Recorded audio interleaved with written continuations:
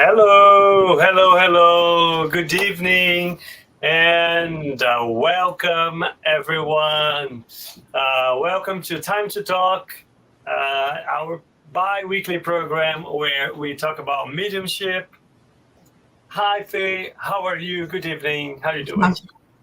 Hello, good evening. Good evening, Rafael. Good evening, everyone. Nice to be here again. Very nice to be Very here nice. again. Yes. As usual, this is one of my favorite times of the week because I got to spend some time talking to Faye and trying to understand and learn a little bit more about mediumship. And if it's the first time you're coming across Time to Talk, what is Time to Talk? So Time to Talk is a program where our intention is to bring different topics about mediumship for us to discuss, for us to have a conversation about, for us to have a chat about. The idea is that we start to see this phenomena with the naturality that it actually has of its nature. Mm-hmm. After all, mediumship is just part of everyday life. It happens everywhere. It's been happening since forever. And the idea is just to break some of the ideas and stigmas around it. And we bring the opinion and the ideas based on Spiritism. Spiritism pretty much was built upon mediumship, and that is probably one of the main values, like to bring that understanding of the interactions between the incarnate and the discarnate world.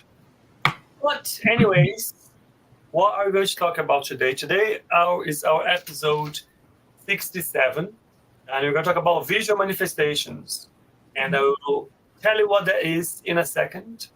But before we start, the usual, our broadcasters need to say thank you very, very much to Spiritist Society of London, SSL.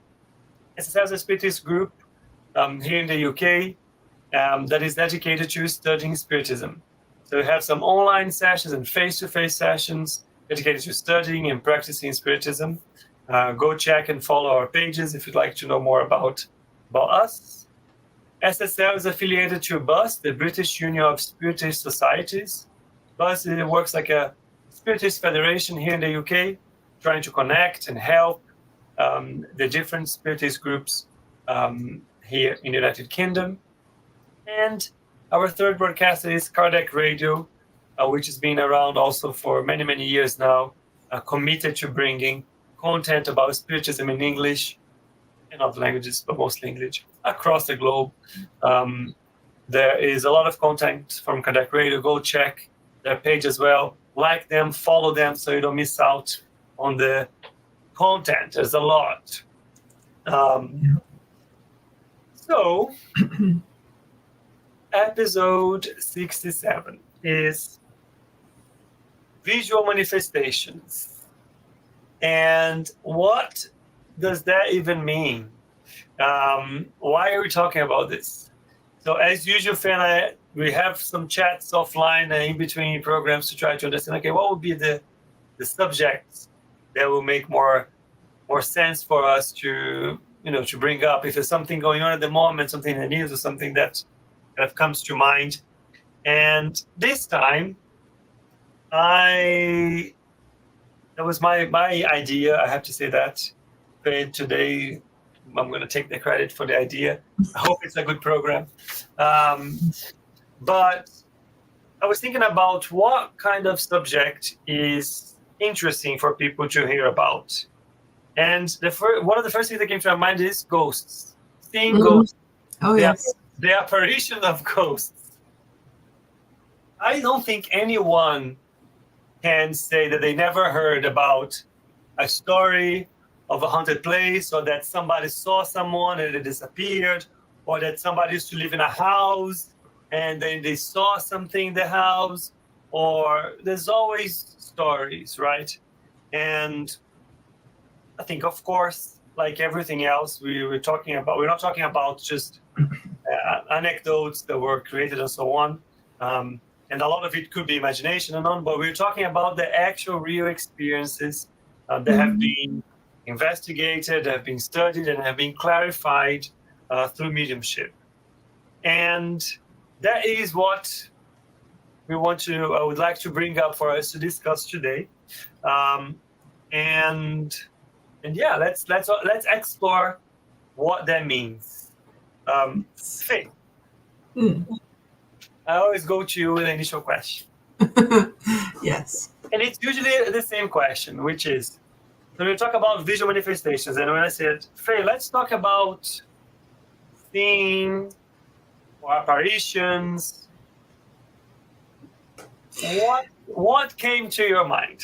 Well, I think this is probably I would say the core idea. Whenever we talk about, I would imagine people talk about spirits, spiritualism, spiritism. There's always this other way. Are they going to talk about the ghosts? Are there ghosts? Is it something for imagination? Well, it's if you think, well, where there's smoke, there must be fire. Meaning that the stories are there, the accounts are there, not for no reason. It's not just a matter of imagination, but it's because the stories, and they become stories with a bit more of fancy, a bit more of imagination or not. But the fact is that they are based, they're based on human experience, well, not for just yesterday or a few years ago, but of things that have always been there. And you mentioned the talking about houses in the media today. There are programs, and there's always someone posting a photo of a tour, of being on tour somewhere in Pompeii, and then someone appears in the middle of the road in the Pompeii, kind of blurred, but sometimes not so blurred. And they say, well, is that fake? Well, that can be true. It can be true, and it's very scientifically explained. So it's not something that's done to scare people away, make people frightened and have nightmares. No. But this is what I think about. It's everywhere, but not so talked about as I would expect. So I think that we have a chance here to delve into the subject and bring some more facts that hopefully will make it more interesting, because it is interesting, and less of something that's frightening, because it's not meant to be frightening. Mm-hmm. Absolutely. I'm reading a book from Camille Flammarion in preparation for the series that we are hosting. Right, we're hosting this year. That's right. About Camille Flammarion. Mm-hmm. And the book I'm reading, it's called Haunted Houses. Okay. And I'm still in the beginning of it. I'm only reading the first couple of chapters, but there's something very, very interesting, because last year when I was preparing for the talk about Gabriel Delan, I was reading about the materialization of the living and the dead. So that possibility. So Delan was talking. That was pretty much a book from Gabriel Delan talking about a categorization of all types of different mediumistic phenomena. Mm-hmm. And now I'm reading about reading from Flammarion about haunted houses and like the spirits, apparition of spirits. Yeah. And in both of them, they list a lot of cases and letters. And again, we're talking about 1800, middle of 1800s. Mm-hmm. So it's not, there is no AI generated videos or No internet. it was purely people. There was a lot of scholars and scientists investigating the mediumistic phenomena, and they were pretty much, as they were publishing things, people would write to them, providing more anecdotal stories about that, without any other intention, apart from, here, I also go through this, you describe this, and I have this experience, and so on. And then the chapter 1 of this book, coming from my own, he's pretty much answering to it's like a counterpoint or a counter argument to somebody else who disbelieves those mediumship.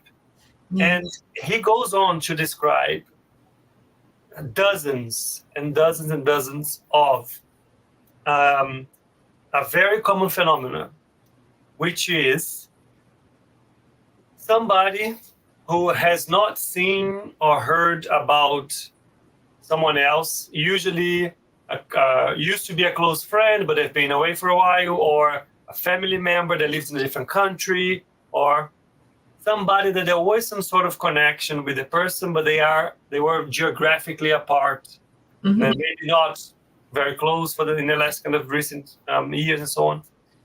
And the letters are pretty much telling and describing in detail that one night, for some reason, they saw that person. A person came in and told them, "Oh, I have to say goodbye. I'm sorry. Or this happened. It wasn't my fault." So there's like usually a very vivid perception of that person. They see, they hear. Sometimes more than one person in a house will hear a noise. They will see the person walking in or leaving, and in the next day or so, or the next week, they will receive the news that that person had passed in those conditions, in those dates, in that time, and the time they appeared, and so on, and they were wearing this, or the situation, the circumstances where they passed away. They mentioned something about that when in their apparition. And he goes on to say that he has thousands, not hundreds, has thousands of letters of people giving that account. So, can we see that? Can spirits render themselves visible? I would answer a resounding yes. Yes, they can. How? Why? How does that work? How do you think, Faye? Well, the process is something that resembles images that we've seen in cinema, for example. I believe that there was a film, I think called Invisible Man. It's a science fiction, but in the end, it is like that. A man who's become invisible in the story, but then in order to be seen, he needed something around him to cover his shape, so that he would be seen or perceived by other people. But that was science fiction. Yeah, for someone who was living. Now, if you assume that we are all, as spirits, we're all energy, and we have this shell, we have this shape to live, just as if people were having to work and live underwater, they would be wearing appropriate garments and covers so that they would survive and do what they had to do that. So we're not underwater, we're above water. So we're living on the surface. So everyone and everything has got a cover for the spirit essence, for the spiritual essence. Yeah. But we remain inside, we remain as energy. Once this cover wears out, once we pass on, we don't have that cover. We still carry on as energy, the energy body. Yeah. Now, so for that, if one is in an energy body state, to be seen into this one, you need some sort of cover again. That energy will have to transform itself in a way that either the spirit has the ability to manipulate energy to make themselves seen, or they will need a helping hand. They will need some energy that's produced by someone else, say a medium,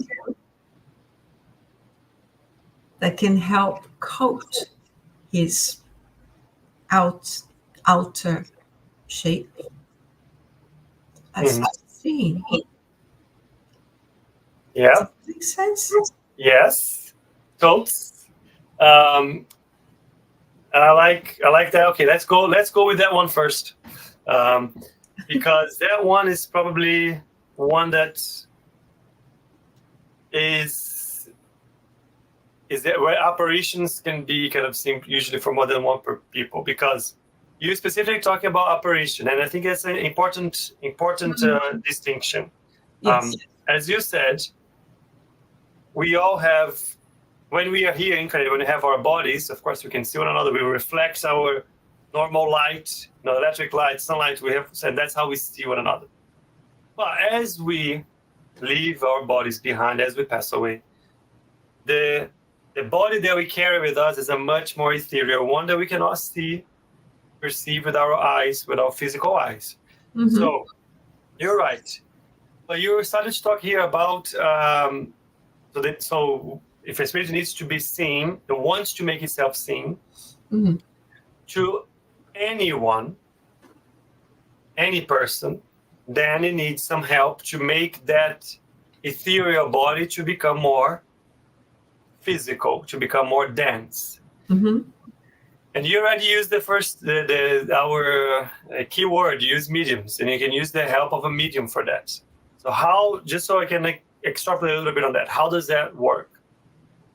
There are specific types of mediums that their ability is to produce a specific type of material or matter. Let me take a step back, actually. All of us produce that type of matter, which is a bit more subtle than our dense body, which is ectoplasm. Mm-hmm. People call it other things, but in the end, it's the same. And ectoplasm is nothing but a different state of matter, right? It's matter, just like everything else that is produced and we can physically touch, but it has a subtler energy or subtler density.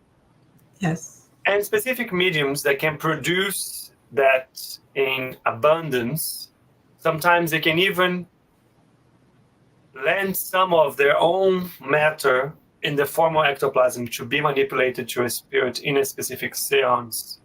Then the mediums who are equipped to understand, who know how to do these things, they are allowed to do so. They can manipulate the ectoplasm and generate a form that is visible for everybody with their own physical eyes. So in that case, you're talking about spirits that, using energy, make themselves physically visible. They'll be able to be photographed, and you have many cases of that in the past in experiences. They'll be able to be seen by anyone, regardless of the mediumistic abilities. Mm-hmm. That's the example you're giving, right? That's the one you mentioned first. Yes. Is that the only way?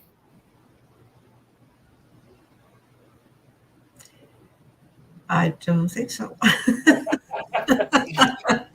What would be another case?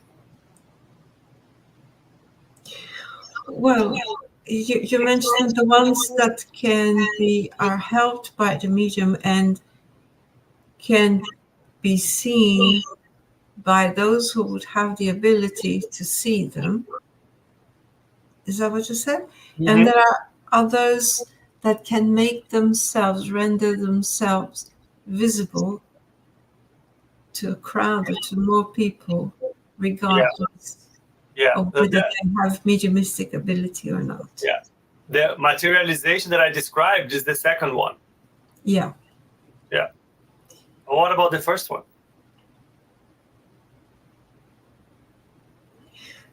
Well, how about the first one? Because I could think of the one in which, yes, how does the first one happen if not making use of the fluids that is donated for them? Yeah. They vibrate at different levels. Yeah. So I think there are two main.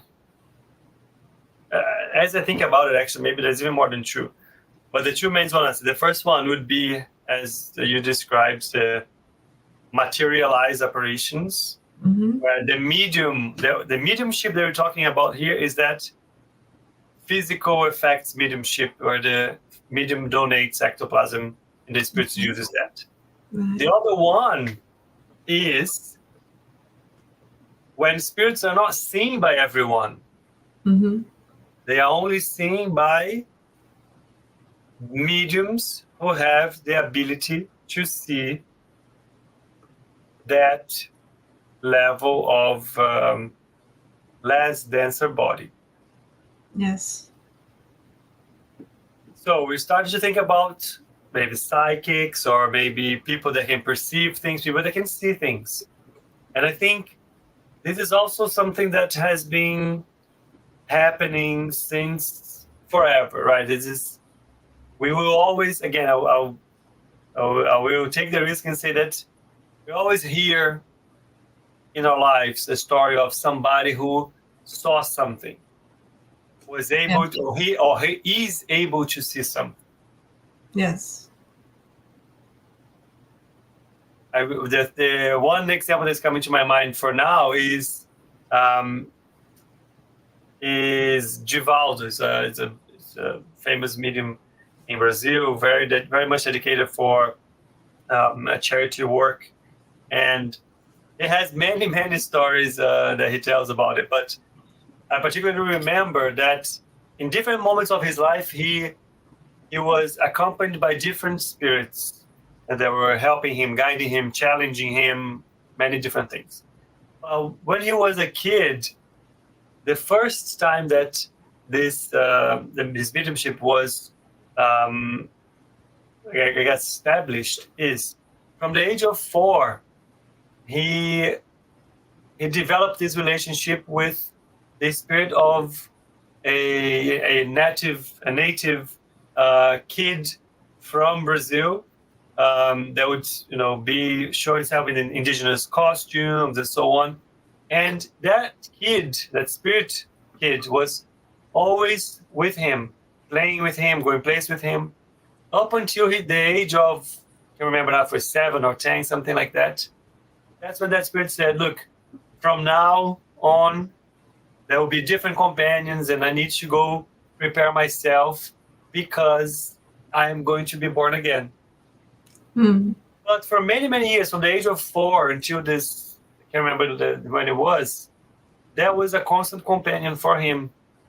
And of course, his parents used to see him playing, outside in the yard and so on, and they would only see him, and he would be there talking and playing and interacting with that spiritual companion. How many of us have not heard about similar cases or had similar stories? Yeah, and it's interesting that when you mentioned Divaldo, I remembered. I thought of one of his stories as a young adult again. Uh, that he had to count on the sympathy of a colleague at work that, that would let him know if what he was seeing was a real person or a ghost. Because he got to a point when he couldn't tell it, and he was an office clerk, and there was a counter. So he would get up from his chair, from his desk, and go to the counter and talk to people. And he noticed that he would go to the counter a number of times until his colleagues said, "But what are you doing? What are you doing there?" And he says, "Well, I saw people there." And then the colleague would just nod whenever it was a real person, so that he would stand up and go, because his ability to see was such that everyone looked absolutely real. Yeah. And my question is this new, though? Is this something that Spiritism invented? No, I think Spiritism has had the curiosity and got the courage to catalog, to research and catalog and acknowledge that the phenomena happens, has happened always, and there have been a number of accounts throughout history, and of course everywhere, in every place, in every village, and especially in this country, there will always be stories. How many literature is filled with ghost stories? They're quite popular because they appeal to imagination, or they relate to history, some or to buildings and places. So they've been everywhere through time. And people seem to enjoy it. It is to love the story. It's just that what we're saying is as well, that's not just fiction. Of course, there will be fiction for about all sorts of things. Yeah. Yeah. I think that's a good point also, that, look, does that mean that everything that we hear is true? No, not necessarily. We know No. that. But also, just because there are false accounts do not cancel or know the true one. Yeah, then we say it's within reason. But what is what is reasonable to believe? If I want to take something, a story of like seriously,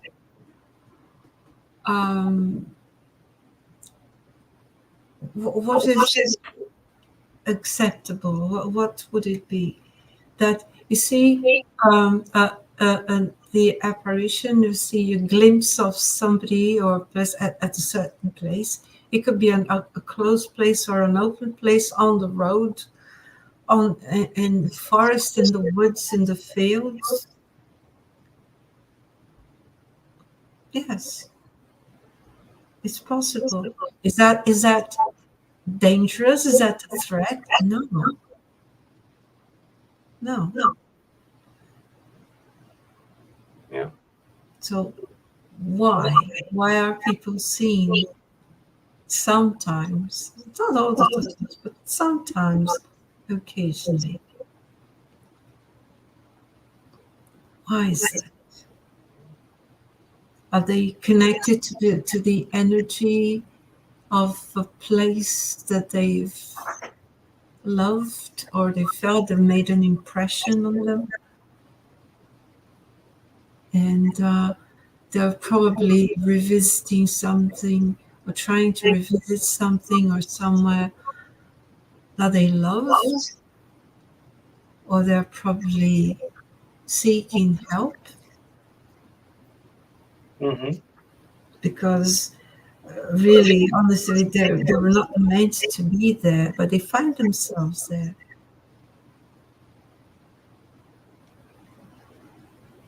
I like that questioning, because I think that's ultimately that's something that, if you think about, look, once we understand that this happens, why is this allowed? What is the purpose behind this happening? I think that is such an important question.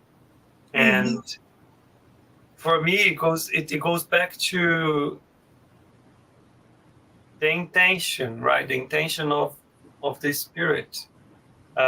We always go back to the same message, which is spirits are just like us. They have desires, intentions, tendencies, goals. So, and we are connected to them through what we have in common. And spirits, they might render themselves visible with good intentions or with not so good intentions. And in theory, any kind of spirit would be able to do that if they are allowed. In theory, they may, but they need to be allowed to do that. But any kind of spirits will be allowed to do that. Why would a spirit with not so good intentions make themselves visible? Because they want to frighten them, because they want to revenge for something, because they want to play a trick on someone, just like a living person would try to frighten or do something to somebody to scare them. But what if they had good intention? Why would they be doing that?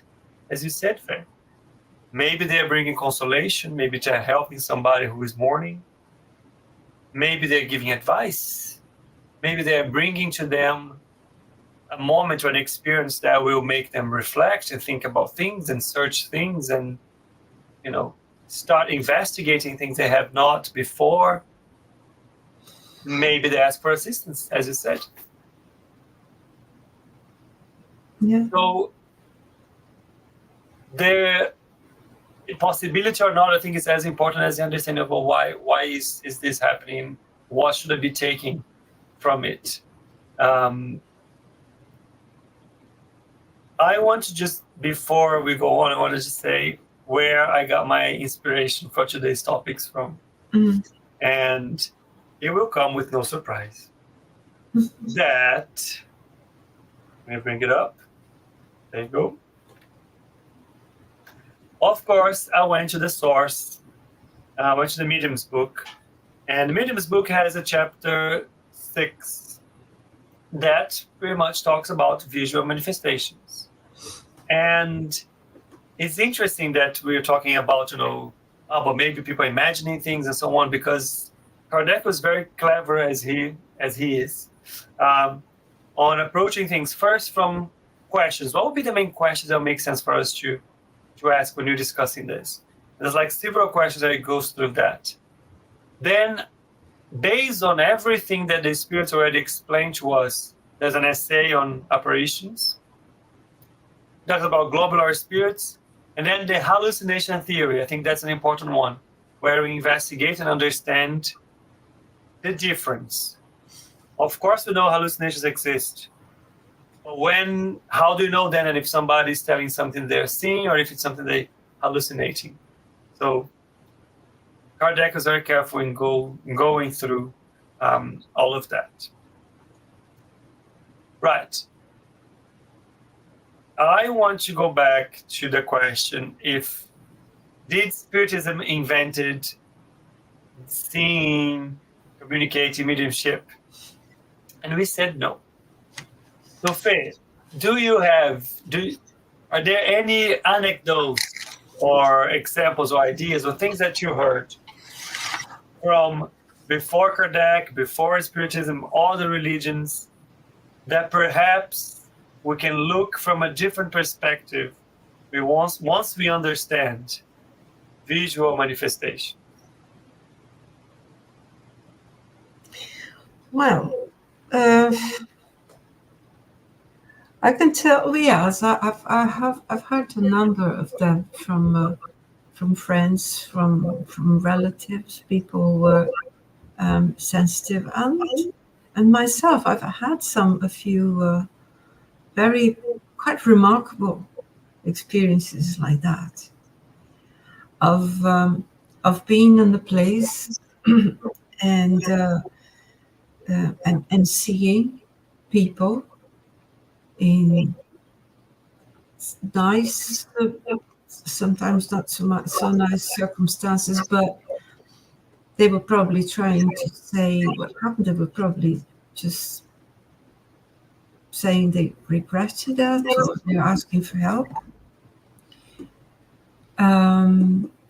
I've had opportunities to see people, especially around the roads when driving. I was in a car along the roads, and my mentor at the time was my aunt. She was a fabulous medium and teacher to me, and she told me I was a girl, and she told me whenever you see a person walking alongside the road on the highway, say a little prayer,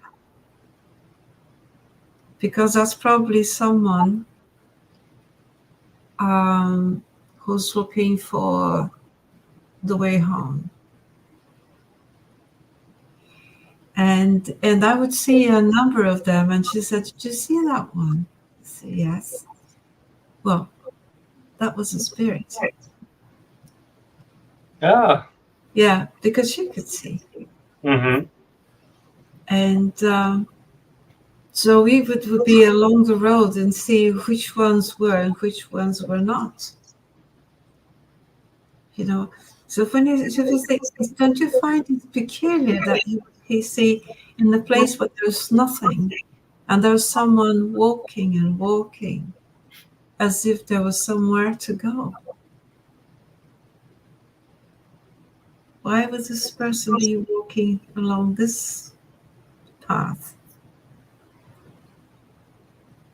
It was interesting. And I met a lady once. I was in a historical town in Brazil, and you would think that whenever someone comes along the road, even if it's a quiet road, imagine the scene that there's a quiet road and a few ladies talking to next door neighbor. You know, the natural thing is if a car, a bicycle, a dog, anything breaks that silence because they're talking quietly, it's natural for people to just turn their heads to just, just look, because something's broken that silence. And I saw this woman. It was kind of an elderly woman, but looking strong, walking, at steady paces, fast pace, heavily down the road. And she was talking and she was kind of shouting, she was singing. It was a mixture of chanting and saying things and walking towards me. And I I was sitting on this wall, and I noticed that nobody turned their heads. I thought that's probably one of these folkloric characters, and in the village, there's always someone in the village. No one ever turned her head to look at her, to even acknowledge that she was there with all that noise, all that racket. And she came to talk to me. And she talked to me for a while. Then she started talking about my future. I didn't know who she was. And I just say, you gotta be careful with that person, with that man. And I was trying to think, what was she talking about? And she was not this one, the other one. She said lots of things, and I was just quiet. And then when the conversation turned to tone that I wasn't quite happy, but I didn't say anything. I just thought, I said, I don't like where it's going. And she says, I see, you don't like it, you scare me. And then she started laughing again and back to her own chant and said, would you have anything for me? I says, I've got an apple. She took the apple, walked 3-5 paces, and disappeared. She was just real, beautiful, and she was just real as you and I. She was walking right next to me, and it was extraordinary. Because if it's someone who's been working hard, sleeping rough, the white cotton, the raw cotton that she was wearing was pretty clean. It looked a bit tired, a bit worn out, but clean. Mm-hmm. And the pack on her, the pink, wrapped in the pink, what was like a pink fabric over her head. It was like this satin sort of. Also looked clean, tired, old, but clean. Wow, so that vivid, like that vivid, yes. But you remember the details. Yes, and then I'm thinking about it, but she meant well. And now that I'm saying this to you, she was wearing something pink, and pink would be the color from this part, from near the heart. There will be a chakra that will have that pink tone and vibration. Mm-hmm. Is that a coincidence? That's how she clad herself in white and pink, Mm-hmm.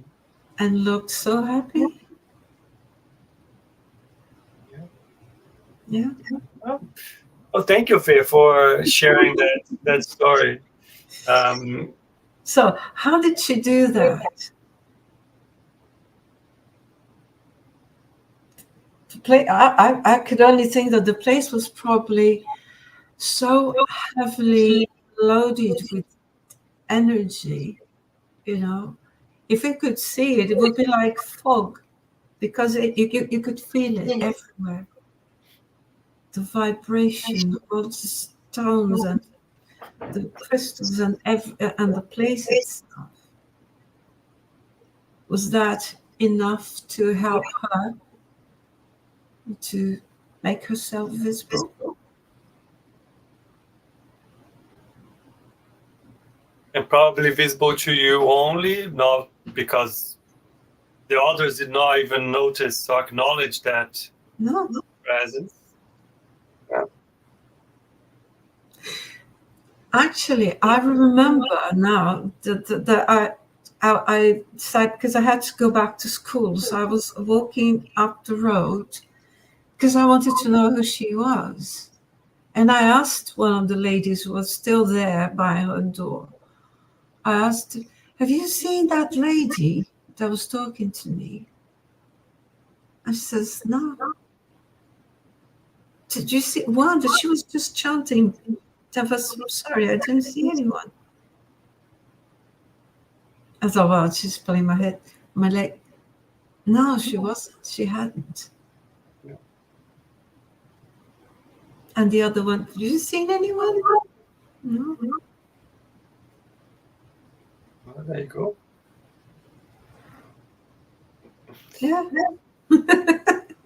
So I think thank you for sharing that, because it's more common than we give credit to, because we are quick to associate, this with like Aj's story and so on.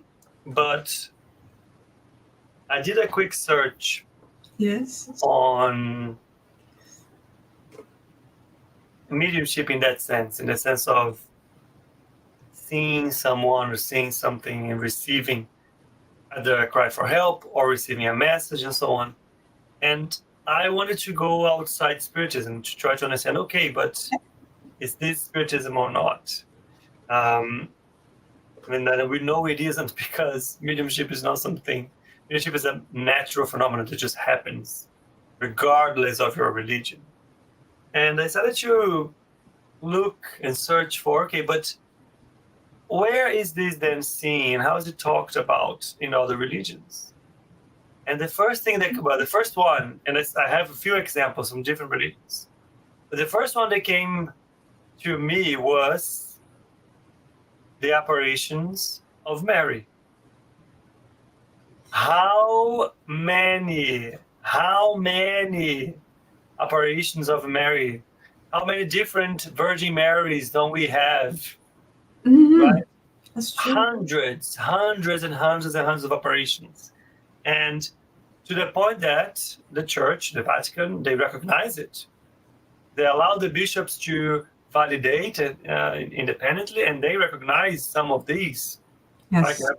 You have the apparition in Portugal for the three shepherds. The two shepherds. Yes. We have a few apparitions in France. We have apparitions everywhere. Yeah, they all take the name of the location where they were seen.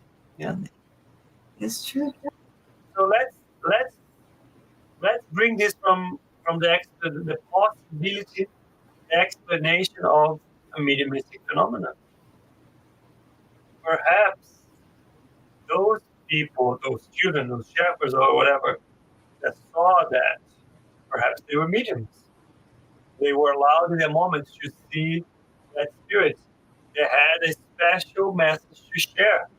Because in the majority of those cases, what we have is we have an apparition and a message guiding us, telling us to reinforce our faith, to reinforce, look, we're not Catholic here, but it doesn't matter, right? In the end, we need to look at the real message. If it's a good spirit sending a message to help us, that's what matters.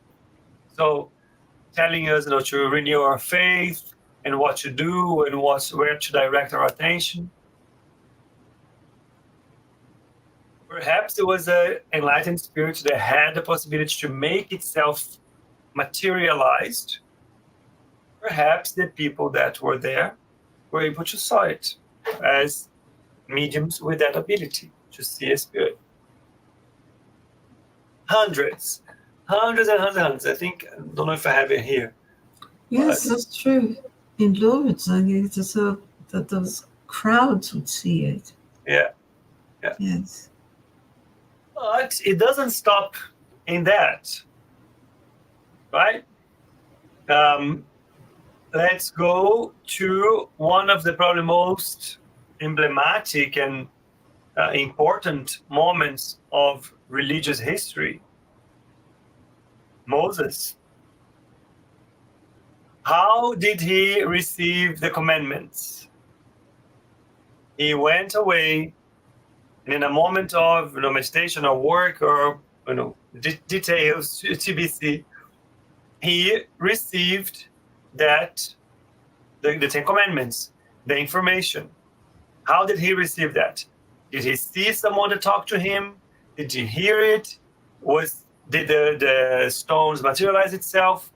I don't know, but there was there. Again, let's see as a possibility for a mediumistic phenomenon. Perhaps a very enlightened spirit, sent by God, was there, made itself visible, and talked to him and explained it to him and brought to him the message that he needed to bring up. Well, yeah. Because one thing we cannot deny, Moses, throughout his time, there was a moment where he declared that the communication with spirits was to be banished. Mm. How can you banish something that doesn't exist? Right? I think Yeah. one is studying it. So there are a few things that come out of that specific moment. One is, if it was banished, it must have existed. But why was it banished? We understand after studying it that was exploited in a way that instead of helping people was pretty much used as a way of tricking people, getting their money and and so on. But it doesn't take away the fact of the possibility that existed, that was done. And perhaps that was even how he received the commandments. Right. Well, to also remember that when we were talking about the line, and I talked about Joan of Arc, and Joan of Arc was initially inspired by the spirits that she saw, who presented themselves as someone that she knew, so that she wouldn't be frightened. You know, she presented as a saint of her devotion, so that she would feel familiarized and not frightened, and as angels that she expected to see, because in order to impart their message, to relay their message, it didn't matter the name or the appearance. What mattered was that they wouldn't cause any harm or frighten her in any way, because the message was more important than who they might have been. You see? Yeah. Another famous character important in history that we can, let's see it from the with the clear descriptions of her life, the encounters that she had, where she was receiving the guidance from. Let's flip it and see from the perspective of mediumship. And that was taken to her trial. I think her life and trial is one that's been the most recorded in history, in every single detail. And she never denied, she said it. But who told you? Well, the spirits told me. The saints, the angels, and the people that I see told me. They told me to speak to the king. Yeah. So, and that's what was her strength. Now, she probably had elements to add to the environment to help the manifestation, or if they were of a very higher sphere and a higher rank, they would have their own ways of manipulating energy to make themselves visible to her environment that was probably vibrating at a lower frequency than the ones in which they actually lived. So that was something that was explained in physics. Yeah. In the same line, we can keep we can keep going. Abraham was visited by 3 angels. Yes. Mary and Joseph, visited by Gabriel. Yes. Again, those could be mediumistic phenomena explained through mediumistic phenomena, visual manifestations. Now you can say, oh, but all of that is, Western religions, Western experiences. Okay, then let's go to the other side. The Vedas. First of all, Vedas, the Hinduism, the book of Hinduism. is pretty much this vast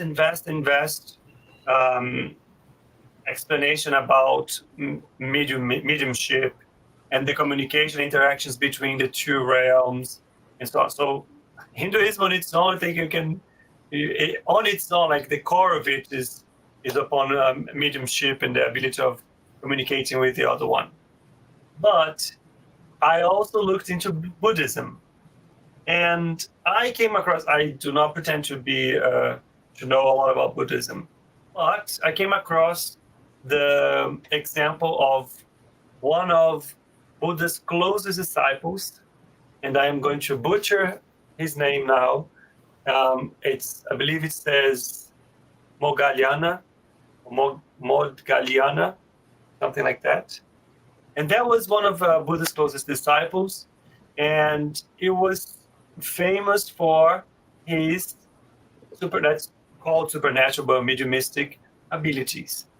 And the main, I'll tell you a little story about him. One of the main things that this disciple was famous for was for the ability to visit and see people on the other side, to the point that there is a specific story where his parents passed away.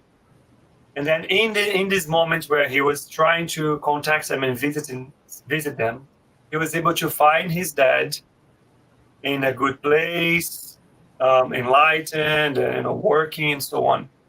His mother, he couldn't find it. So upon researching a bit more and searching for her, he found her in a place of suffering, a lot of suffering.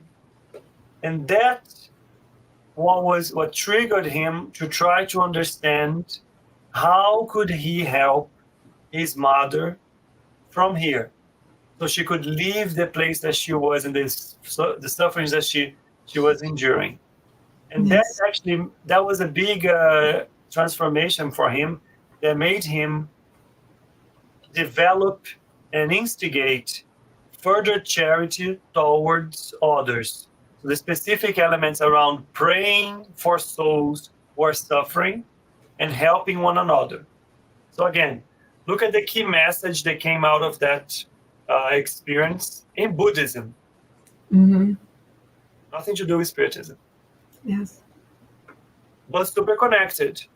Pretty much, very much the same actually. Ability of seeing others, and based on that, helping, learning, and spreading and sharing a message that you're learning. So, visual manifestations. They are there. They are around us. If you want to know more, Medium's book. It's not about the religion. I think your religion, I think that's probably an important message in the end. Being this or that religion doesn't change the fact of mediumship exists and visual manifestations exist. Now, understanding about it, the Medium's book is one of the best ones that can help us, guide us in that understanding. You don't need to leave a religion for that. You just need to complement with the understanding of how this phenomena works. I think that's all we can ask for, I suppose, ourselves.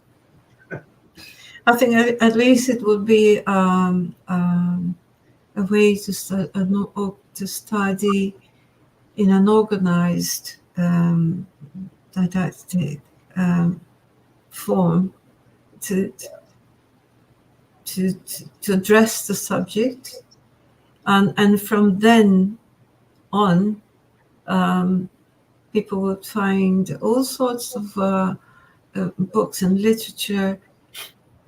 It is a more scientific, more intricate things than we could or we would address here. But like I say, it's the sort of information that is very interesting to find out more about, because it's as part of our nature, of our environment as ourselves, and and the plants and the rocks and the animals and everything that we see. Because everything has got an essence of energy. And this energy is manifested in different ways. That's many times independent of their materialized, their material condition. Yep. I mean, they do have a material condition, which is not the dense one that we're used to, that makes our more immediate perception of an environment. They are still our environment, but in a subtler degree of it. Very well said, Faye. It's just an invitation to kind of bring this out of the occult into something natural that you can explain and understand. Just like any other science, let's say. It's just like air. We don't see it, but we know that it's there. Yeah. Exactly. Look, our time is up. So let me go to our announcements before we say our goodbyes. Okay. As usual, here you go. We have Spiritual Light. It's tomorrow. It happens every Wednesday. Different topics, different guests. Make sure that you are following Bus so you don't miss out. And funnily enough, the Medium's Book Study Group from SSL every Saturday from 10:30 to 11:30 UK time. We are together studying the Medium's Book item by item. I have many questions, stories, things to share. If you'd like to join us, have the details of it here. And that is it for today. Yes. Well, it's been lovely speaking with you and having your company and I hope our friends have enjoyed it. Does that happen? Yes. Thank you very, very much, Faye. It was a pleasure as usual. If you guys out there want to send any ideas, any comments or so on, please put them in the box, or we have a QR code now in the end. If you want to be anonymous about it, you can also just scan the QR code and send us your question or suggestions, and we'll bring them up next time. Yeah. Thank you. Have a wonderful evening and see you in 2 weeks. Yeah, see you soon. Bye. Bye.